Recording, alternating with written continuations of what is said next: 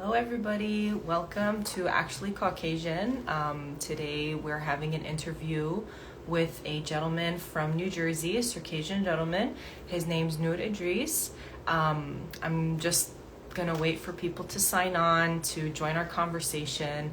Very excited to speak to him. He seems like a very popular social person. I know that he's been to the homeland, and I know that he, just from his page, loves to travel and meet people and talk to people. So I'm very interested and excited to hearing like what he has to say about his experience visiting different diaspora communities and visiting the homeland.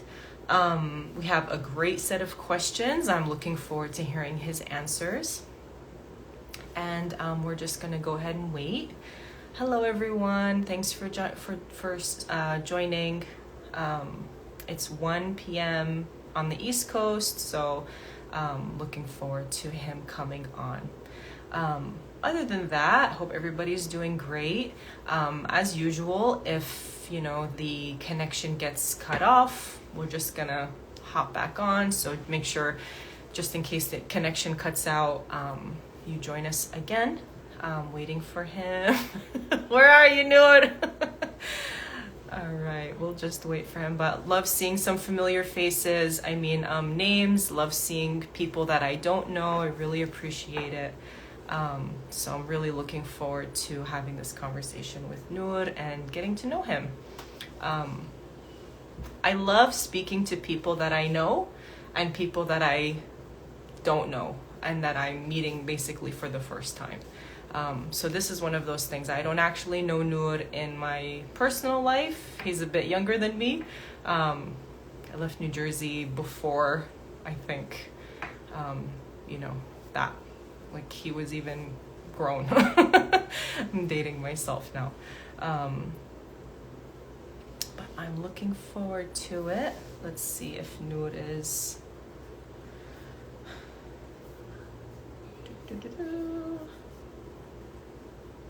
Looking forward to it.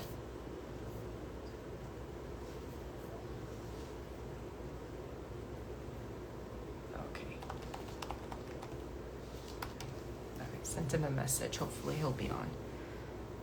Again, thank you guys so much for joining. There he is. All right, let's go ahead and get this show started. Again, thank you so much. All right, Nour, I invited you. Looking forward to you coming on. Hi. Nour, hello, assalamu Hi. alaikum. Walaikum assalam. Nice to meet you. Nice to meet you as well. How are you doing today? I'm good. I'm so excited to talk to you. Cool flag in the back. Thank you. I have to show off the pride all the I time. know. That's one of the reasons why your online presence, it drew me in, because I could just feel it, that you were just so proud. You're so optimistic, seem so happy, mashallah. Thank you so much. Yeah. Thank you so much. That means a lot. And thank you for inviting me onto your platform. Really, it means a lot. It's really an honor for me to be able to. So thank you so much. I appreciate that. Honestly, for me, I'm always happy when someone says they're willing to come on, because I'm like, okay, then it's like cool, because we can keep this going. Yeah, Awesome. I get what you mean. Yeah. Okay, cool. So apparently you're a very popular young man. I wouldn't say that, but I guess so. Then let's get right into it. Let's get everybody listening to you talk. So please introduce yourself. Your connections to the Caucasus, where are you from, what do you do, kind of just catch us up on your life. No problem. Assalamu alaikum, everybody.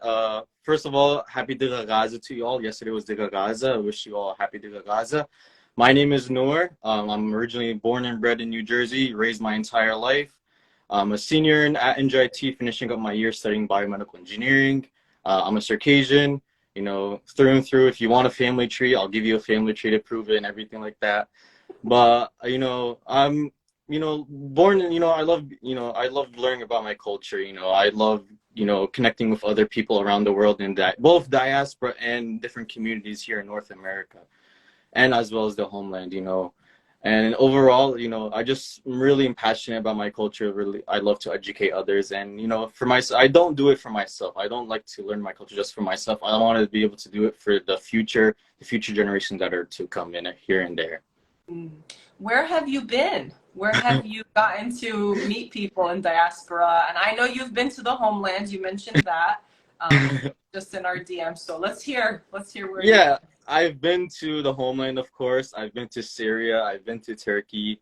I visited the West Coast numerous times. Within the past 2 years, I've been like about 5 times. You know, it's gonna keep on going. Wow. I've also visited the wonderful community in Canada twice and back in August.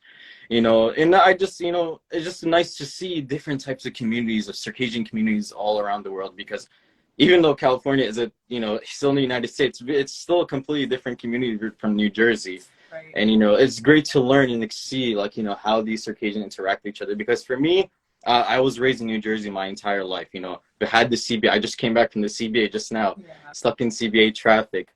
But, you know, it's you know, it's so much different when you see other cultures, because, like I said, I was raised in this Jamaica. Like, it's like, you know, I've been to the CBA, I've learned dance, everything like that, but we take that for granted, really. And so it's really a learning experience by visiting these other communities and everything.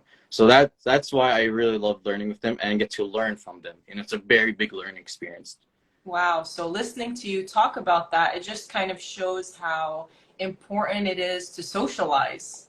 Oh, 100%. And to have an idea of who your community members are. So it's not just, you know, your community in New Jersey. Seems like you've taken it upon yourself to expand your idea of, like, basically who your community is, and it seems like you've really embraced just kind of everybody, huh? Exactly. And not just in person, visiting these people in person, also online as well. Right. You know, I've been part of a very wonderful Circassian community group chat. It's called Circassian Community back then. It was a group chat full of Circassians from Jordan, Syria, the homeland, Europe, North America. And it's a group chat where Circassians come together, you know, to learn from each other. And also, it was mainly to practice English, because they really want to practice their English. And so it felt like, you know, it bonded us. It felt like a really good bond to be able to meet with each other. And so really, I connect a lot with people online, as well. I try to connect with them in person. Is there anywhere that you want to go, any community that you want to visit in particular that you haven't seen yet? I really, really want to visit the community in Jordan. I've heard very good things about the community in Jordan, as well as the community in Kafr Kama. You know, I actually have a brother. My brother lives in Kafr Kama. Oh, okay. And I really want to see him and see the community over there, because, you know, it's a whole different experience from what I'm hearing about Kafr Kama. And I hear only good things from all these communities. Wow. Fantastic. Amazing. Okay. Somebody mentioned in the comments that you've been to the Caucasus, which we mentioned. So let's talk a little bit about that. Let's talk about how it was being basically an American Circassian, with your eyes all over the planet, and then going to the homeland. How old were you? So I went twice. I went 3 times, but the first time I went was back when I was 12. I don't count that because I didn't really remember that much, you know. But my really first experience when I went to the Caucasus was in July of 2019. I went there after I treated myself as a graduation gift. And after I graduated high school, I was like, I'm going to go to my homeland back in Caucasus. So I went there. I stayed for 2 months there.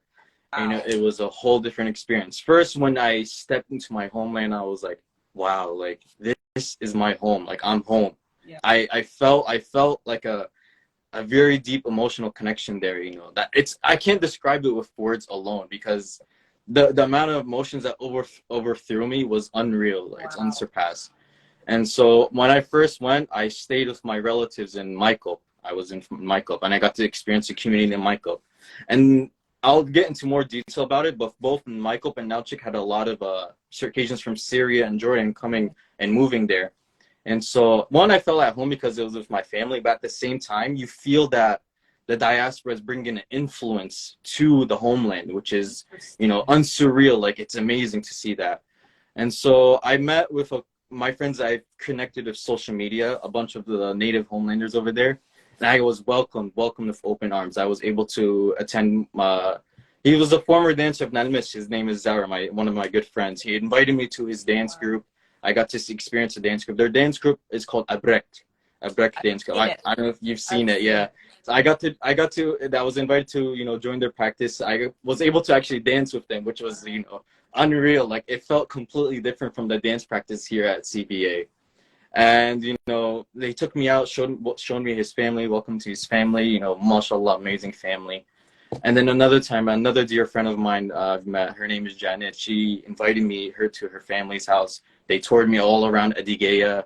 I got to meet, different, top people in the homeland. And, the big thing about it is, like, I don't feel different being Circassian in America versus in the homeland, because you can see that hospitality. Because whenever guests come here, they're very hospitable. And then over there, I felt the same, I would say a little bit better hospitality. Not saying we were bad at hospitality, but they were so welcoming. And, seeing that, a Circassian guy from America came, it's a big thing for them.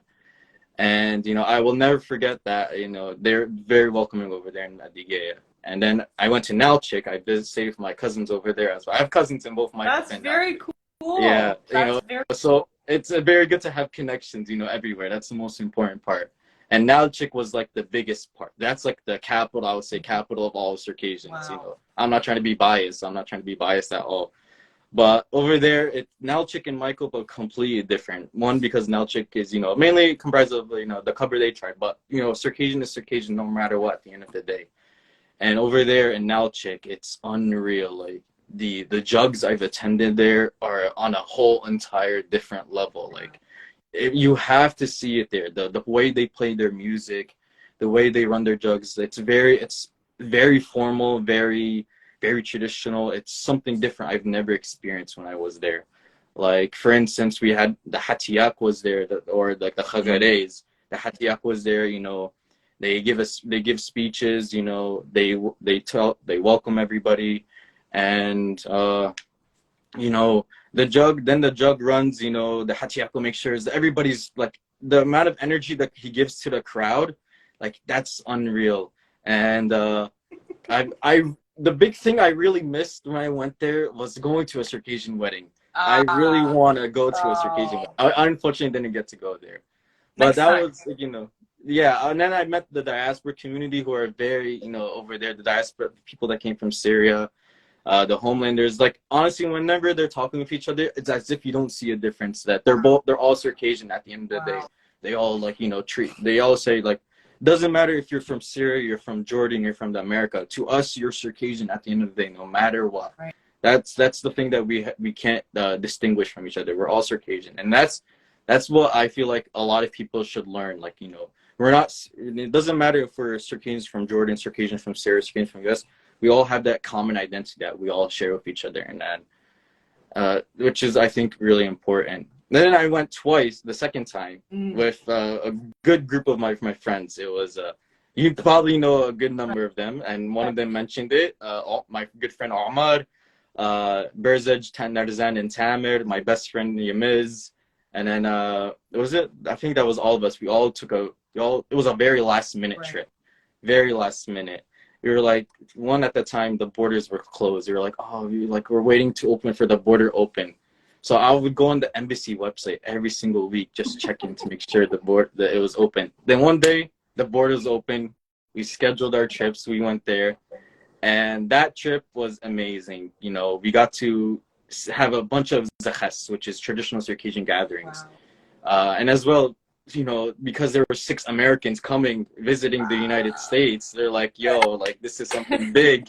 We got to do stuff. And so we were invited by our, very good friends of ours, Astimir Apanasov, Murat Kansat, Pshinawa, everybody. We were invited to other dance groups and everything like that. We attended a concert over there, which I didn't get to do on my first trip. And, all of us as a whole, we were, just like I described my first trip, everybody was like, wow, like, this is the homeland. And so this is the funny thing, I called the trip to Caucasian for Circassian diaspora the Hajj for all Circassians. It's a must. Right. It's really a must. And if you have the capability to do it, I highly recommend everybody, please take a trip to the homeland. It's going to be one of the best trips you ever take. You know, it's literally unreal. You have to go once in your life at least. I think I remember when I was younger, the CBA, I don't know if it was the CBA or people just did the CBA as like a place Yeah. to meet and kind of plan it. But people used to do that. They used Yeah. to take group trips over there. And that was in the 90s. So, Yeah. I mean, that's There was obviously post-Soviet and all of that. So the country had opened up. So I mean, you know, one day, you know, I would love to go visit there, and it's so nice to inshallah. hear your you know, perspective and your experience. I actually remember when you guys went there. I think I was in Turkey, and I'm like, oh my God, this is so nice. Like, not only do you get to go, but you get to go with your boys, and I Yeah. saw the pictures. You guys got to be in like a music video, like. It was so cool. It was you know? unreal, like, you know, and also one of the biggest moments of that trip, you know, was like you mentioned the music video. Right. That was a really big moment. That was surreal because we were wearing the fascists, and it was fascists from a very good individual there named Aslam Nakov. He's very, I think you might have seen him on social media. Right. Mashallah, very, very amazing guy. You know, Estimir got in contact with him. He's like, hey, I have 6 guys. I want them to wear fascists. He got us the fascists. They were the nicest ever fascists we've ever seen. Mashallah. Right. And you know, it's just seeing that being so real, connected to my culture, all of us connect to our culture. It was an experience itself, you know. And so I really can't describe it. Like, I'm just, you know, I'm overthrown with emotion just to talking to about it with you. Oh, so it's interesting that you say that, because ever since I started my page, and I'm really trying to pay attention to what comes out of the Caucasus, right? Yeah. Like the content, the art, the everything, you know, the music. I'm trying to pay like real attention to it. And I will say that it's kind of funny because growing up in America and having the American experience of what you know, the fascias I've worn, or like the, you know, the chasa, and just like different things that have come out of the chasa, the jug, you know, experience. And now you're describing something that's so much more refined. I don't want to say higher quality, but like it's closer, I want to say, to the source, right? Yeah. Because it literally is coming from the homeland. And that makes complete sense to me. And it's interesting because I feel like as Americans, we're taught over and over again in like the school system or society or whatever, that basically like if it's in America, is as good as it's gonna get. and then you travel, right? And you see how, wow, you know, look at these people, like you can tell even just on a screen the quality of the fascias. Oh yeah. You can just feel that buttery, crisp, beautiful material. You can feel it just even looking at it through the screen. And I mean, I don't know if I'm ever going to wear a fascia again, but I would love to see my boys in something like that. Inshallah, inshallah. Yeah, it's just beautiful the way that you've described it. Yeah. So, you know, optimistic, welcoming. It's, you know, very inviting. Like, I feel like I want to go tomorrow. Yeah. You know, if it's possible, you know, book that trip right away. I wish. And that's another thing. There are so many companies now that are giving tours. Yes. Right? Like the Adig tour. Yeah. Oh my God. One of my favorite Instagram accounts, and all he does is just travel outside in the wilderness and take pictures. Oh my God, what a life. Like, to be so connected to the land like that. Ooh, yeah. Goosebumps. Okay, so the next question is kind of, we've touched on it, but let's expand on it a little bit. So it says, how did you connect with your lineage in the past? And how are you doing so as an adult? So I think you're connecting by traveling and meeting. You're focusing on the community and the socializing, but you play an instrument or two, and you've danced, and it seems like you speak the language.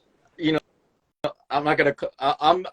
I would say in terms of language, I'm very. You know, I could hold a conversation pretty well. That's great. That's great. Okay, so kind of like how are you, like, just to kind of put a bow on it, like as far as connecting with your culture, like you know, what are your plan, like how do you How did it come about? comfortably navigate? Yeah. Yeah. So the biggest factors for me back when I was much younger to connect to my culture, besides the CBA, were my parents. Mm, You know, my parents were my main source of all information in terms of our habza, in terms of our way of life. You know, our language, everything like that. Everything that I was learned mostly was through my right. parents. And so I really give them all the credit, for, motivating me to be, it's, being Circassian, it's learning about your culture. It's, important, to learn about it. And eventually, they pushed me. My mom is the biggest one, Oh, in terms of dance. I did not want to join the dance group at all. But my mom, she pushed me, she forced me, like, until this day, I'm really thankful for that. My mom pushing me to, be involved in the CBA, because if it wasn't for that, I wouldn't be who I am today. Being able to, like I was mentioning, explore and learning from other communities, right. because it's just, I don't know how to, like, to really describe it as a whole, but it's it's just me seeing, like, other people, like, hey, like, being Circassian is, like, it's fine, it's not a problem at all. And so it was like, I felt a duty, like, me as a person, part of a, very small minority in the world, to, I have to take this in, learn my culture and everything like that, because it's not, they weren't saying this is just for you. This Mm, is for you to continue on the legacy mm, that we set down upon, and everybody before us set down upon. Because if we lose everything, then we lose our identity as a whole. right. And so that's really a big contributor. My parents, really, as a whole, were the biggest factors of me being who I am today. And so I'm really thankful for them, and as well as my friends as well in the community. They're very, just having friends, being part of the community. It like, you are who you surround yourself with. Right. And I've surrounded myself, mashallah, with such amazing people, and really that also shaped me who I am today. And learning from them, having our conversation, like a conversation like we're having together, we Right. have conversations with each other. And so it's just a surreal, it's just a whole learning curve, that we all have to do.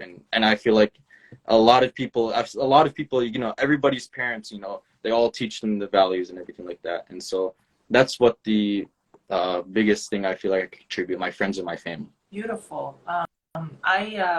When I first started my page, I made a post, and that was the idea of the post, was basically that as adults, and you're a child growing up in your parents' house. You what do you know? Like, your parents talk, and you're like, yes, mom, yes, mom. But as parents, it's our job to make things that we think are important attractive. And it's kind of interesting now that I'm grown and I have kids, and my peers are all my age, we're in our 30s, we talk and whatever, just to kind of see the things that some people are not into versus what some people really embraced. And the ones that have truly embraced such big things like culture, or in some cases religion, I kind of put them on the same, because they're huge. Yeah. They're larger than us, those two things. Usually it comes from a very beautiful introduction to those things that begin in the home. It's such a blessing, I think, for an individual. And you were saying something about taking it for granted, the chas and stuff, and just having that in your home, being exposed to that in such a beautiful and loving way as a child, is such a blessing. That you didn't grow up basically and hate it. Yeah. When I was younger, yeah, I had a little envious side to me against, like, being Circassian, but alhamdulillah, everything that turned out to be You well. mature and you kind Yeah. of get it, right? Yeah. Yeah. And I've had people come up to me, talk to me like, yo, Nour, like, mashallah, like, I wish I grew up like you, Oh, like, they're like, can you please teach me, like, what you've learned? Because, like, they a lot of people, like, I'm not trying to say anything, but a lot of people, when they think of Circassian, they go to me right away. For some odd reason, I don't know why it's always me. They're But saying in the comments you're gonna be the president of the casa one day. That's a compliment. I'll make a, I'm not, gonna announce my bid yet, but if the time comes, I'll do All it. right. No, I mean, it's a good thing. I'm sure you're very proud of that. It's okay to be proud of that. There are some things we really work on, we really invest in, and we should feel like a sense of pride. Like, yeah, I do have a few things that I'm, specialized in when it comes to this. I've worked on. You've put in time and energy, and that's amazing, especially in the world that we live in, where everything is just becoming the same. Yeah, Everything's the the same. big melting pot. The big Right, melting pot. right. And that used to just be America, but now it's all over the world, Yeah. And you see that on social media, and that's the biggest, export of that type Yeah. of mentality. Okay, so let's go to the next question. What's something you think is important that people should know about your culture? Well, the biggest thing to me, what people should know is, the respect for each other that we have in Circassians. We're taught no matter what, even if we disagree with somebody to a certain level, we still had that, level of respect, to show them no matter what, something simple, standing up for somebody that walks into their room, it may seem such a small thing, but respect, on a whole level, it's surreal. And it really not just reflects in like yourself as a Circassian, but when other people see you or sees yourself as a human being, you respect others, which is the most important thing that I feel like Circassian culture as a whole really like values respect. Right. I think maybe because we put such an emphasis on our ancestors, we respect the human lineage, and knowing that one day you will be part of that lineage, it kind of gives you a taste of that sense of just like respect, and how you're saying, to really just put a person's humanity forward. Yeah. Their humanity is more important first, no Right. matter what. Right. Amazing, beautiful. Next one. How do you feel? Okay, so this is obviously about my how do you feel about the history behind the misuse of the word Caucasian, and what would you like to tell those who don't know about this subject? So, I've educated myself on the word Caucasian itself. I've looked upon history, articles, everything like that. And, I saw like all the terms that race, all terms are all man-made at the end of the day. But it's just like seeing it being misdiagnosed. It didn't really like anger me, but it just upsets me seeing like how like a beautiful region is being misplaced in other parts of the world. And so this is the biggest thing where I try to educate others was at my university. A lot of people come up to me and like, hey, are you white? I'm like, no, I'm Caucasian. They're like, isn't that white? I'm like, listen, listen, let me tell you, I'm not trying to sound like, superior, but I tell them like, look, like it's nothing like, about being like, better than you or anything, but like, Caucasian, like, I technically am the quote unquote true Caucasian, not trying to brag, but it's just how it is. And I tell them, do you know about the, the Caucasus Mountains, like everything, like they're like, no, what is that? So I try my best to educate them. I bring up a map, I bring up articles, like I take my time to, to tell them like, hey, like, this is the history behind this, this is where actually this is Caucasians, have come from. And, this is, a lot of people misuse it, you may, being what people are so Caucasian, like, no, it's not like that, it's really more than just that, and we can't like, ignore, like erase a people completely from history just by labeling others the Caucasian. No, you have to really research why are they called Caucasian in the first place, what is the meaning, because a lot of people like, they don't do it out of, I'm not gonna say ignorance, that's not the word I'm trying to say, but it's just not being informed enough. And so I feel like it's our duty to inform them. In my university, all of my friends now know, like, Nour is the true Caucasian, Right. and they tell other people that, like, Nour is the true Caucasian. And so I felt like I've done my job, being able to educate others. If anywhere in America people are going to learn first, it's going to be New Jersey. Yeah, That And then the rest of the country is going to play catch up because of, our just, the number of us there, and then just reinforcing that, that narrative of like, hey, we're here, we're actually from the Caucasus, sit down, let me explain this to you. Hope you have 5 minutes. All right, cool. Yeah, I mean, that's the bread and butter of this page. So it's fantastic. I commend you for that. Mashallah, you're doing such an amazing job. Thank you so much.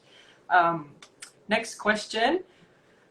How is your culture maintained even with all the changes that have occurred in the world?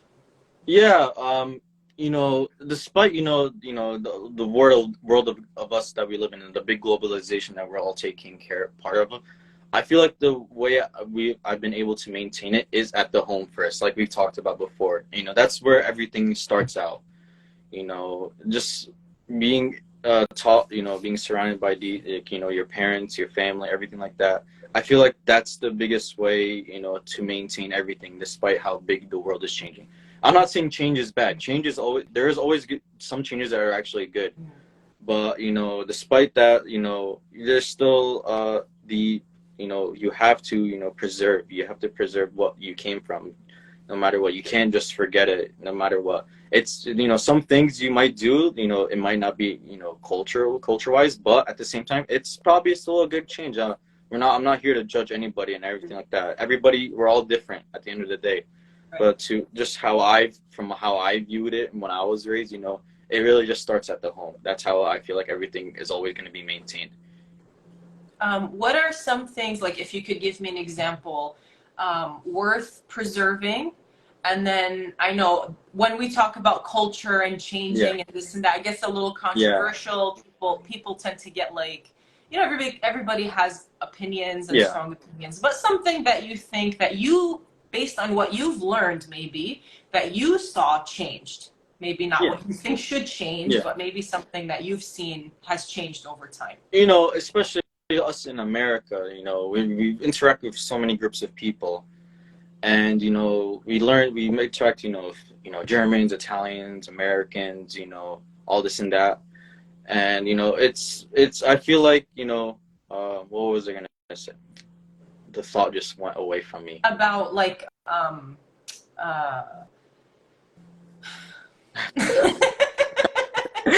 about like change in culture. So what has something that you think is worth preserving, and then maybe something that you've noticed has changed over time? Yeah. Okay, so I forgot where I was gonna go with my previous answer, so I'm gonna go with a different answer. But I feel like things that are very worth preserving nowadays, I feel like personally, our language, number one. A language, people without a language is gonna die off no matter what. That's a true quote I've seen online, and it's been proven. And so I feel like the language is the main thing. I feel like all of us have to preserve no matter what. Even if Circassian is an unused language, it's our language. We can't let that go away and be erased at the end of the day. And number two, our Adiga Khabza. Adiga Khabza. Adiga Khabza is always going to change. It's living and it's breathing. So we preserve the core that's of Adiga Khabza, I feel like now that's where I was going to go with my answer. Being in the West, being in America, we've adapted, parts of Adiga Khabza to accommodate for that.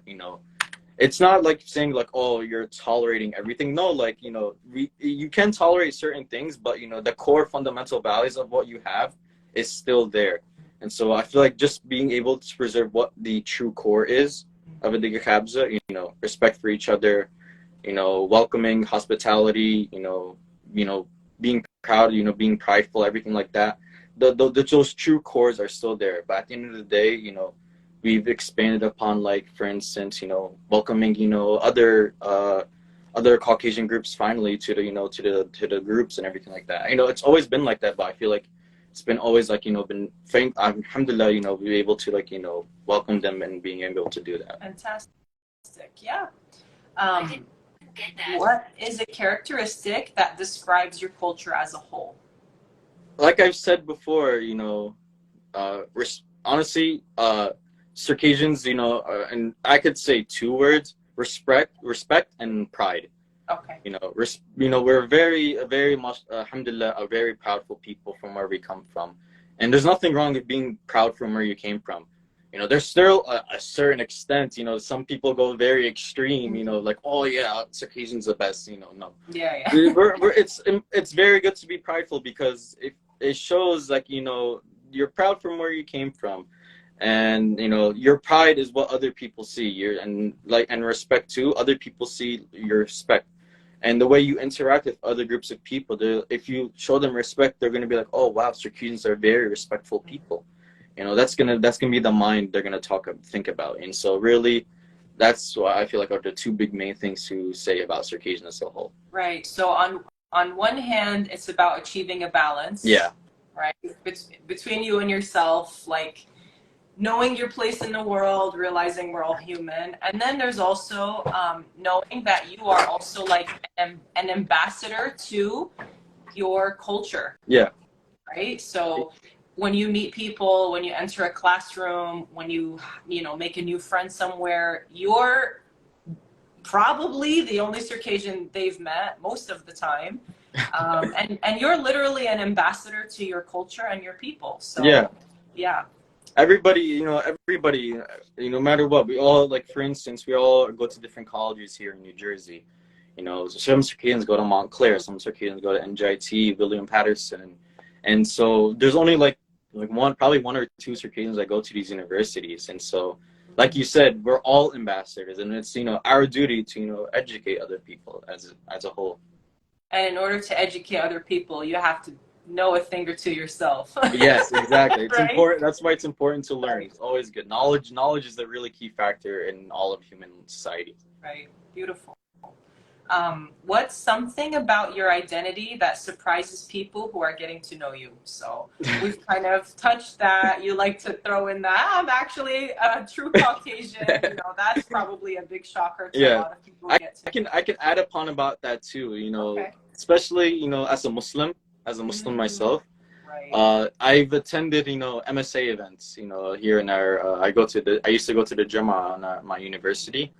At first, much like, they're very welcoming, but they're like, your name is Nour, like, but you're white, like, what are you? Love it. And so I tell them, like, I use, being Circassian and, my parents coming from Syria, it's a kind of, I would say, not really an advantage, but, I don't know what the word to describe is, but, I tell them, like, hey, like, I'm Circassian, my parents are from Syria. I speak Arabic, this and that. They're like, what? Like, why is a white person speaking Arabic? And so, like, it just a complete shocker. And then, mashallah, they're very welcoming. It gets to see, that I get to show people, that people from around the world, they may not seem who they are just by looks. You have to really talk to that person to get to know them, Right. I mean, I've had so many fun and funny experiences just like that. And it wasn't, I think, until I got to college where I was like I could put myself in these like Muslim groups and I could make just all the friends I wanted to make. So I understand that where you kind of blow their minds a little bit. They're like, wait, what's going on here? And people who are minorities tend to think just because they're already a minority that they kind of have a good idea of what being a minority is like. Yeah. And then you show up and they're like, wait, what? Who are you? Like, you shouldn't exist. Yeah. When I was in school, we didn't have like Khabib and all of these like, UFC fighters and whatever. So I used to say, do you know Chechnya? Yeah, next to Chechnya, we're like the cousins of the Chechens, and they'd be like, oh, wow. Like some people knew it, some people didn't. Now I literally say, all the UFC fighters, these, oh my God. Wow. I'm like, yeah, that's like, that's the same thing. That's the same thing too. I talk to them because they very, a lot of people, know about Habib. Right. And it's like, you guys know, like you said, Habib. Yeah. Like, he's my ethnic cousin, down the block. Right. Right. So kind of gives you like a, and a connection. So, right. And he's so loved and people just, they flock to him. So it's nice. Yeah. I mean, I wish I could bring him on here. Inshallah, one day, I mean, Yeah, we'll reach out to his PR team. He'll probably do it. I know. Okay, so just to change gears a little bit, what culture besides your own do you admire and why? Honestly, I feel like the Japanese culture really itself. Japanese, I've learned in the history. I've learning about Japanese culture as a whole, and it's so similar to Circassian culture. The things like samurai code and everything like that. When you look at it, it's very close to Khabza, and I feel like they might be a different group of people, but then we still share that same almost core mindset. They respect their elders. They hold them to a very very high and everything like that, and they greet each other, take care of each other, everything like same thing what we Circassians do. They're just a different group of people, and so I really admire the Japanese culture. They're mashallah very good people, everything like that. And Taiga, he's mashallah, he's amazing.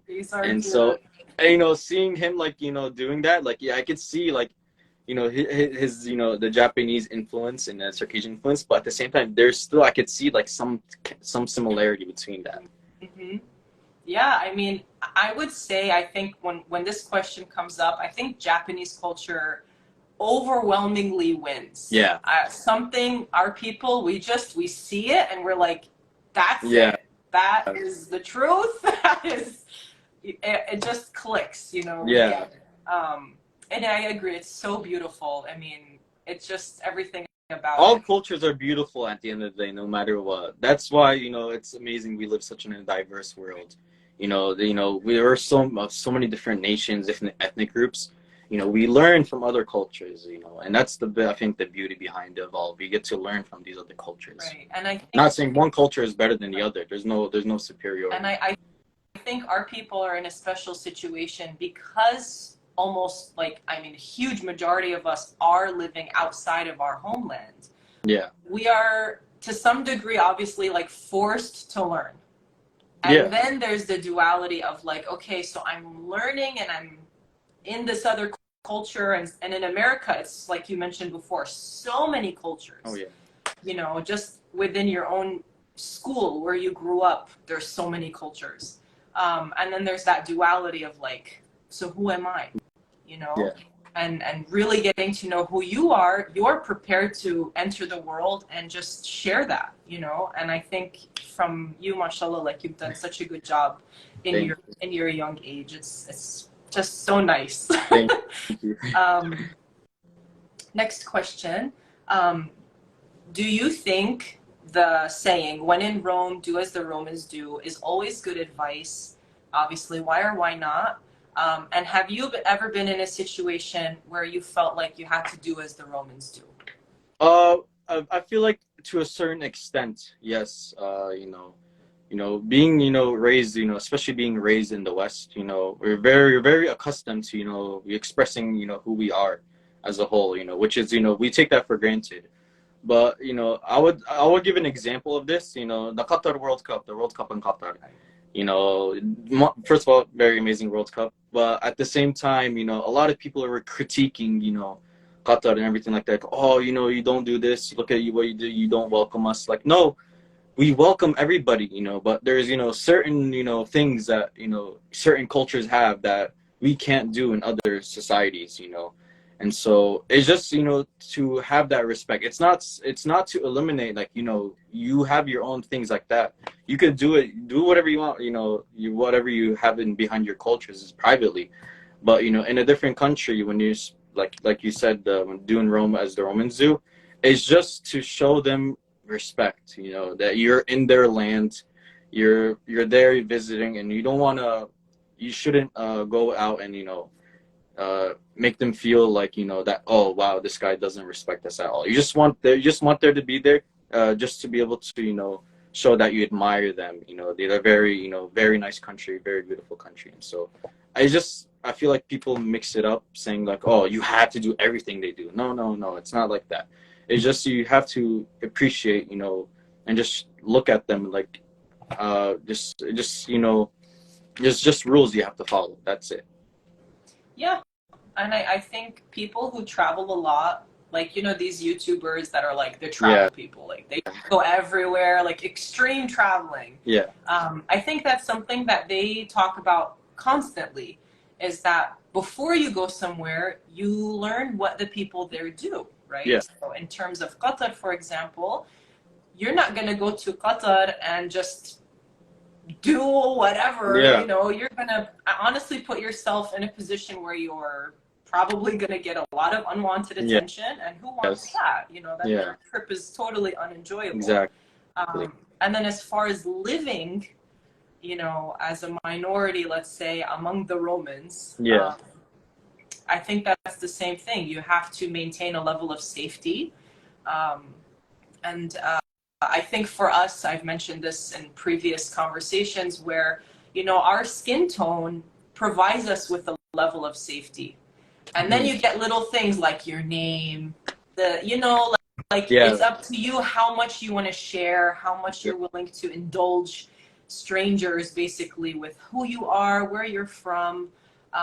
When I lived in Turkey, it was so interesting because I'm American, but I was born in Syria. Yeah. And, you know, in Turkey, there's a issues between, you know, the Syrian refugees and this and that.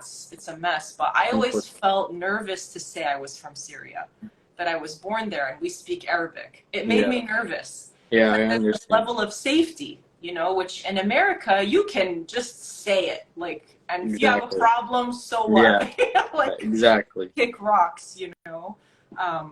But that's so interesting, you know, being a minority in America, that type of Rome versus some other type of Rome. Exactly. You know, yeah. Next question. How have you handled code switching between cultures based on your setting? Yeah, I would say, you know, when I'm, you know, when I'm at university, especially, you know, I have a lot of Arab friends. I have a lot of, you know, Hindu friends, a lot of Pakistani friends over there. And, you know, it's not really, you know, code. I wouldn't say a code switch, but, you know, them seeing me as a, you know, just seeing me at first glance, you know, as a white person, they're like, oh, like, you know, he's American, you know.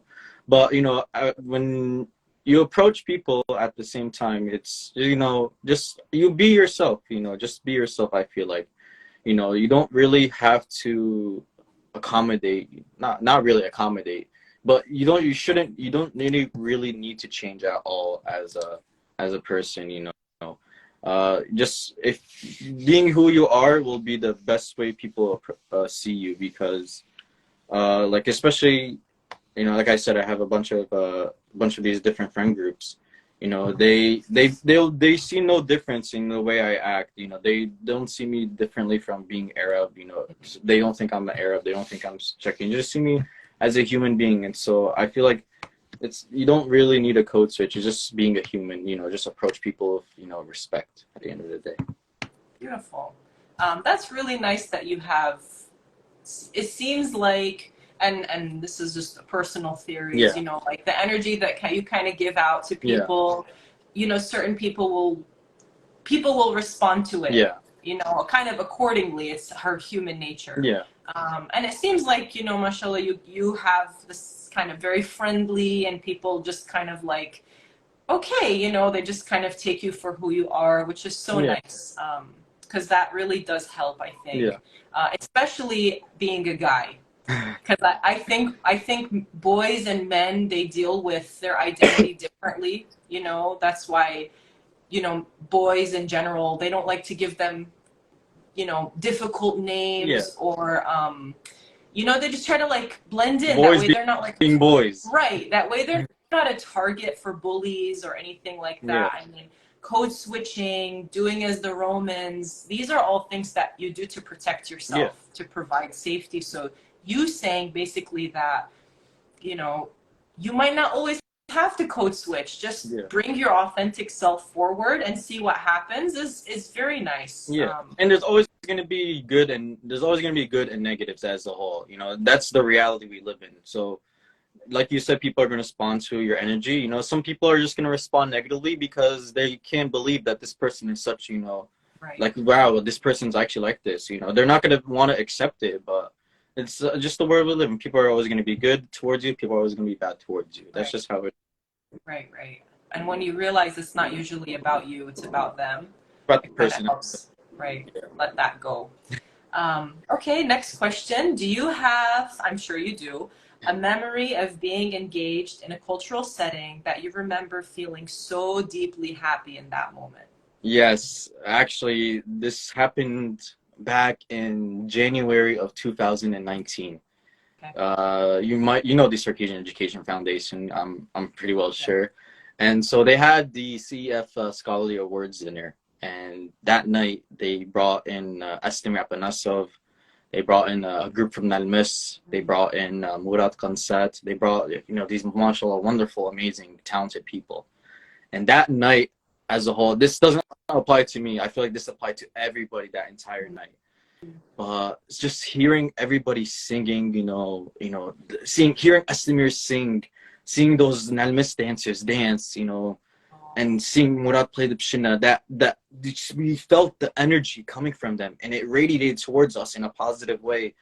We all were thrilled, like we were like, wow, like Circassian, like for me, that was actually the tipping point of my life where I was really like so proud of my culture. Like that night as a whole, it changed everybody in terms of our community that attended the events. Like I've I've never had people messaging me saying, Nour, can you send me these Circassian songs? I want to learn more. Nour, can you tell me about this? Nour, can you teach me about this? I'm like, this night changed everybody, and I'm sure people can attest to that. They can verify that night changed everybody. The jug itself was unreal. The energy, the guys screaming, chanting. We've never had that. Like we chant, but not like that. Right. And we had also the California guys come. It was a group of 4 of them. You know them all, and we learned a lot from them as well. Well, the biggest thing we learned from them, that night is, how we dance in Jersey. We do like this beat like this. The California guys came, they started doing the other beats, and we took that from them. We learned from Californians, like, yo, you can dance this way now. Yeah. And so that was like a big night. We all like had a big culture exchange of Circassians, and it just really attested. And the next 2 days, they had another following event at the Jamaiyyah, and it just carried on forward. That energy, that pride, it was all there. And so I feel like that those guys, those wonderful artists from Kafkas, them coming just for that event really made a big impact on everybody. And my friend Omar attested to that. He said, word, like it changed everybody, especially in the dance group. We all started learning about looking at Nalmis dance group, looking at Kabardinka, looking at these amazing different like choreographies, and we're like, yo, let's learn this, let's do this like kind of sick choreography. And so that event as a whole really changed not just me, but everybody in the Circassian community here in New Jersey. That's so beautiful. I mean, not to make it about myself. But one of the reasons I started this page was when I was in Istanbul, I attended a Kabardinka performance. Oh, I'm jealous. It blew me away. My gosh. Oh my good. I couldn't believe, and I went by myself. My husband stayed with the boys, and by myself, I had a couple women, girlfriends that I know. They met me there, but they sat on the other side of the auditorium. Like I was literally just me and myself. And I can totally relate to that. It was just like, it activated something inside. It was like my DNA was like, yes. Yes. It made sense. Like everything just made sense. And one of the most emotional moments was looking out at the audience, the rest of the people like me watching, and the smiles plastered. Like we were so happy in that moment together. It was so incredible. And, I feel like when we talk about culture a lot, it's very sad. It's genocide, it's war, it's assimilation, it's loss of language, but events like that, oh my, the way Yeah. that they just get into you, and it does feel like you were part of something that you probably like your ancestors knew all about, that joy, that, Yeah. there's the completion. It just felt like, oh, it was like a big hug. I don't know. It was so Yeah. beautiful. Yeah. Honestly, like I really want like these events like this always I feel like should happen at least once a year in every community Right. because like you said, it activates something inside you that you've never felt before. And it just makes you a different person. It really changes you in a positive way. And we're so grateful for that, be able to witness these experiences. I'm so jealous of you got to see a Kabarnika. I've It been a was Kaukas twice, and awesome. I still haven't seen a Kabarnika concert. It was awesome. So far, that's the closest I've gotten to the homeland. And man, if that's any indication of what it would be like to be there, I mean, Oh, it's surreal. incredible. Literally life changing. Um, okay, next question. Where in your life have you felt yourself stronger with ancestral wisdom? Yeah, I think during COVID, especially Oh, during COVID, okay. that was the biggest time I felt, learning, talking, like, thinking about, about history, what happened to us, our answers and everything like that. And it really put me in a state of thought during those months we were quarantines, looking like, hey, it's sad that, what happened to us as a people as a whole. You can't forget anything like that. But they did that for a purpose. Our ancestors did these sacrifices for a purpose. They didn't do it for themselves.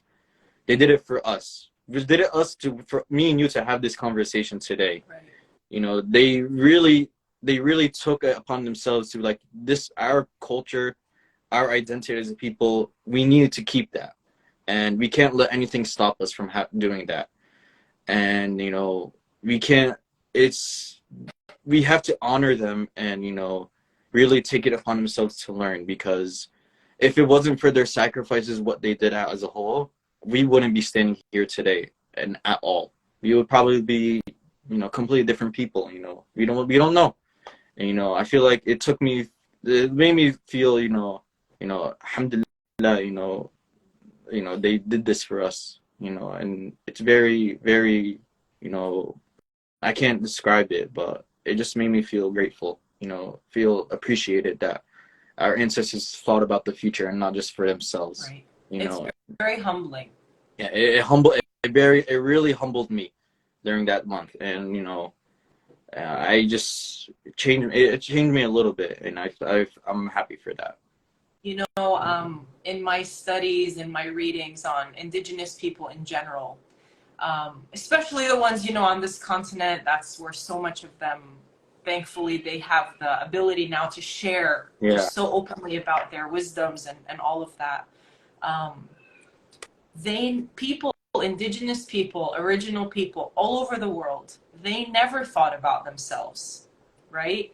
yeah, Almost to a fault, almost to a fault. Like to some degree, you have to worry about, I'm number one, yeah, but there's the seventh generation concept that, like, basically when the council makes a decision for the community, they're looking 7 generations yeah, ahead and thinking, how will this impact those people, yeah. those children's children's children's children, Exactly. and we know basically that what our ancestors went through, there were entire families that were just wiped off the face of the earth, entire tribes, even on our flag, the different stars, there's nobody left in so many of those Yeah, stars, too many. So just personally living a life of joy, living a life where I feel like doing things that those people that endured so much pain were not able to do, um, is honoring them too. yeah, So that's kind of going back to what we were talking about, feeling that joy, feeling that just amazing, just community feeling in that moment is so euphoric. That's also honoring our ancestors. exactly. It's so beautiful. Alhamdulillah. Alhamdulillah, right. Um, Do you think culture could play a part in coping with anxiety, grief, sadness, or depression? Oh yeah, I could attest this for myself. Anytime I felt in a state where I was down, I just just like how people listen to music, I would listen to adiga ghibzas, which is poems, lessons, everything like that. Or I've listened to very very traditional Circassian songs, and just hearing the lyrics, hearing the voice, the emotion behind that person, it strengthened me as a whole.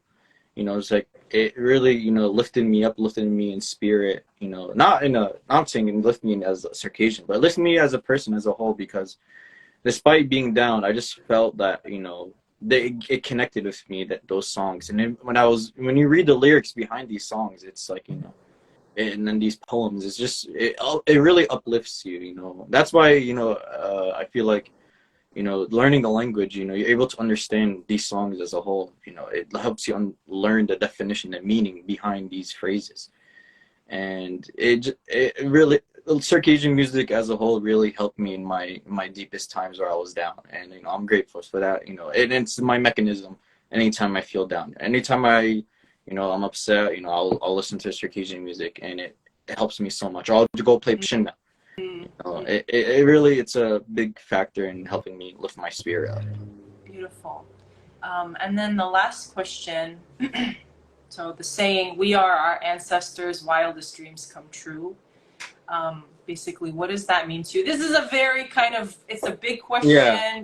Give me the best you can do, okay? What part of your personality do you feel like would make your ancestors proud? And what part of your life do you think their prayers for the future have been answered in you? Yeah, we are our ancestors, biggest dream come true, because we're still here. We're still Circassian. 150. I'm 57 years now. Mm. I can't stop counting now. Nothing has nothing has changed, and we still have our identity face on the earth. It's never been wiped out, and that's what our ancestors fought for. Even if we don't have a homeland, one day, inshallah, I hope we do have a homeland. But the important thing is that they wanted us to maintain our culture, to hold on to each other as a community, and they really thought that these people will do it. And alhamdulillah, we did it, and we're hoping to continue on building them and making them even more proud of making their dreams do come true.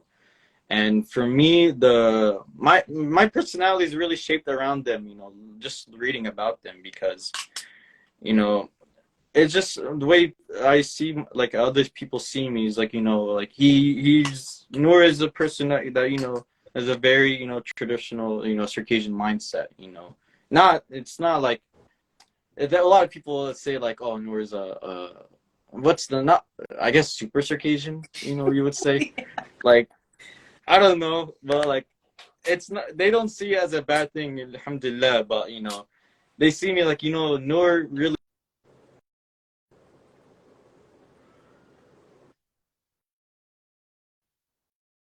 are, just being able to be proud, continuing on the legacy. That's what I feel like our ancestors really fought for, continuing the legacy. No matter where we are in the world. I could be in, Mexico, for instance, and I'll still be Circassian, right? No matter what, because I hold that on to them. And, just being able to, having community centers is what I feel like our ancestors wanted, to be able to connect with each other as a community and keep each other as a community. We can't lose anybody, no matter what. And that's what I feel like, they want us. We can't lose each other. We can't fight each other. We can't diss each other, anything like that. We have a common ground. We have a common goal. We have a common ending. We all share it. We're all Circassian, and at the end of the day, and this is the same for all different Caucasian groups as a whole.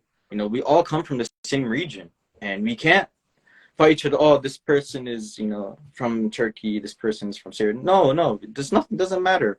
We all are here to learn, preserve our culture, what our ancestors fought for, to preserve our identity, preserve we now preserve our religion, especially, It's really, you have to take aside the differences that we have and just come and talk to each other, you know. And I actually do want to say this, you know, as Circassians as a whole, we can't talk to each other, and we really need to talk to each other to be able to move things forward. If we can't talk to each other, we can't solve anything in our world, any problems that we have. The more we bicker, the more we do this, we can't do anything. And so I feel like we have to find a common ground, be able to talk, because I really am sad to see, like, you know, people, like, you know, doing this on you know, my, like, not my friends, you know, but just seeing what's happening on social media, unfortunately. Right. You know, it's sad, you know. It really upsets me, like, upsets me to a whole. This is not what our ancestors wanted us to do. We can't do this at all. And so we need to come together and just talk, because if we can't talk, we're gonna lose ourselves. We're gonna lose our identity. We're gonna lose everything that everybody fought for us to have. And so we just need to talk. I feel like what we need to do. I couldn't agree more. Open up, right? Yeah, open up, please, because, you know, I don't want to, especially coming from New Jersey, I really do not want to lose our building at all. Like, no matter, I personally, I'm not for, you know, I don't fight for this side. I don't fight for this side. I fight for the building. I serve the building, and the community only. No matter who's in charge, no matter like that. I could disagree with them. Doesn't matter. I don't care. I don't serve you. I serve the building, and I care about the community. And, you know, I feel like a lot of people need to realize that, you know, we have in New Jersey, we take it, like I said, we take this for granted. We can't lose what we have, despite, you know, don't say you don't want to come to the Jamariya, you know. Come to Jamariya. We can talk to you. Why don't you want to come to the Jamariya? Let's try to work things out to make you feel welcome. Because if we can't make this person feel welcome, I feel like we're all gonna take a blame for this person being lost. And I'm afraid of losing anybody. One person, I don't care if just one person is a big loss to us in the community. I really want to prevent that from happening. I'm really sad, you know, to see this. And inshallah, I hope people can be able to, you know, find and talk. Just please, like, I just really want you guys all to talk. We can't lose our building. I hope that what you are speaking about, we see it. I hope that you know, these types of conversations, the hard ones, we're able to have them one way or another. Yeah. I agree with you. One person is a loss. And, you know, that's why I just try to, I mean, knowing the way that mainstream culture goes, where everybody wants to feel okay with who they are and accepted. You know, even me, I'm full Circassian and from both parents' sides, and this and that and everything else, but I could understand that feeling of not being enough. Yeah. And feeling judged and feeling this and that. Yeah. And all of these things come from the things we have gone through as a people. Yeah. So in order to make the community a better place for everybody, we have to start inside and realize that, you know, every single person has a part to play in this. Exactly. Right? So, you know, I would say, you know, it doesn't, like, you know, alhamdulillah, both my parents are Circassian, you know, I'm thankful for that. But I know, like, it doesn't matter who your parents are. If you carry yourself, you know, your name doesn't mean anything. It's how you carry yourself. That's how people are going to view you. Right. They're going to view you on how your character is, how well you interact with others, how much respect you have. Everything that they're not going to, people shouldn't look at the name as a whole. They should look about the person as an individual, because that's the biggest factor of, you know, there's so many. I can attest for this. Very, mashallah, amazing people. Only one of their parents are Circassian. They're better Circassians. I'm not saying there's a superior Circassian or anything like that. But they're, mashallah, very well-mannered. They speak the language. They, you know, they learn their history. And, you know, we should welcome these people who are very passionate about the culture, you know.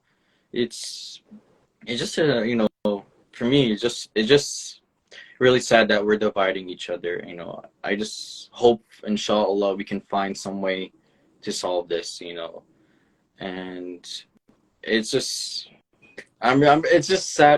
Like I keep on saying, it saddens me. You know, Noor, people who are able to come out like how you're doing now and talk about this in this format, will help that move forward. I personally think that people who are more like very culture oriented, especially our guys, okay, because of the male presence, you know, in our community in general, I think that it's incredibly important that we have people come out and speak about coming together, about, you know, joining up, talking, and things like that. So thank you for doing your part, for promoting a message of, you know, conversation and openness. And it is, like you said, unfortunate that, you know, members of, you know, just not being able to open up and talk, you know, it's stressful in general to see that take place in our community. Yeah. But the way that I see it is, at least now we're talking about it. Yeah. Whatever that looks like. No matter what each person views on, you know, who determines, like, you know, your identity, you know, like, everybody has their own opinion at the end of the day. Everybody has their right to their own opinion. But you still have to talk with each other to find a common ground, you know, be able to talk as a community as a whole, just to, you know, find some solution, find some sort of solution. Okay, Nour, well, thank you so much for your time. It was such a pleasure talking to you today. I learned so much. It was nice to, you know, share so many of, you know, the basic kind of experiences between, you know, being a diaspora, a member of diaspora community, far and wide. You know, I wish you many travels. I hope that you get to see all of the cool places you have on your list. Inshallah. Thank you so much for coming. Thank you for having me. You know, it's like I said, it's an honor, and, you know, being able to have this wonderful conversation we had today. Thank you so much. And, you know, if you need anybody, you know, to talk to about, like, you know, anything Circassian wise you need help with, you know, I'm more than welcome to, you know, help you and everything like that. So thank you so much. Thank you. Thank you everybody that listened as well. Thank you guys for attending. Thank you, Nour. Take care. Have a good break. Enjoy. Thank you.